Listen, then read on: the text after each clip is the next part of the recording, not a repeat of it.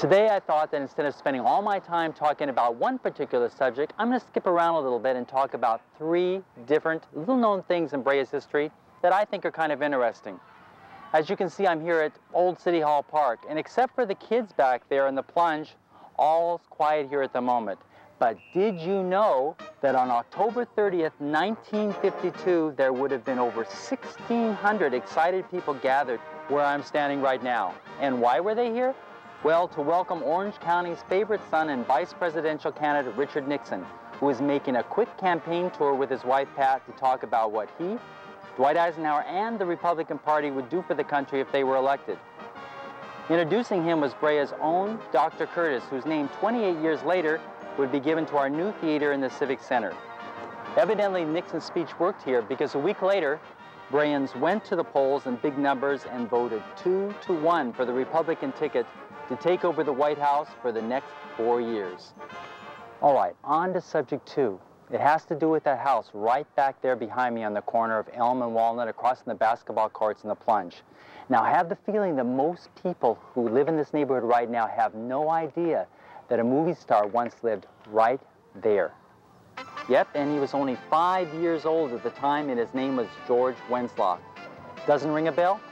Well, that's probably because he's known by his professional name of George Foghorn Winslow. Still haven't heard of him? Well, it could be that even though he was a big star at the time, his career didn't last all that long.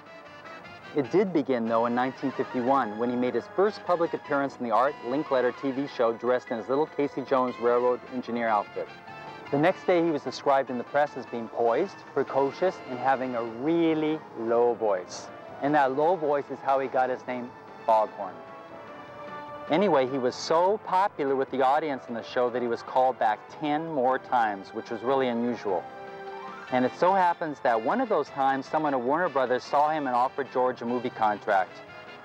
The first film he ended up making was one with Cary Grant and Betsy Drake called Room for One More, in which he played the role of their youngest son, Teenie. It was a big success and led to two other films for which he's better known. Gentlemen Prefer Blondes in 1952, where he was a young millionaire on a shipboard cruise who meets Marilyn Monroe, and the 1953 film Mr. Scoutmaster with Clifton Webb. Other movies followed, including one in 1955 with Dean Martin and Jerry Lewis.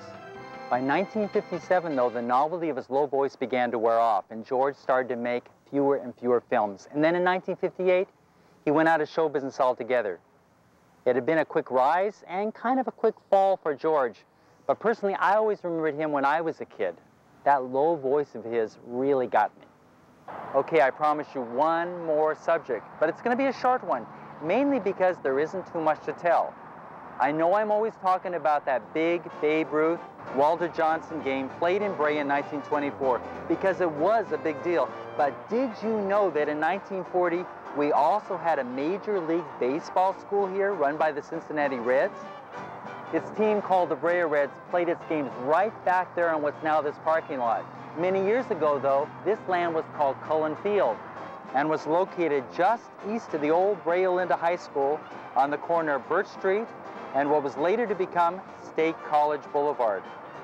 The first game was played on January 14th, 1940 in front of a large local crowd, and subsequent games were held here every Sunday, and they were free too. After lots of weekly publicity in the newspaper to drum up interest both in Brea and the surrounding area, suddenly at the end of March 1940, something happened, and the Brea Reds were no more. They never played another game, and whatever happened to them, I haven't a clue. Even the Cincinnati Reds organization, which was contacted recently, didn't know why they stopped playing. Guess it's just one of those Brea mysteries. Well, today you've learned about a future president, a movie star, and a lost baseball team. But there are lots of other interesting stories in Brea's history. So until next time, and another of those stories, or maybe two or three, this has been Brian Saul for this Did You Know segment of Video Brea Line.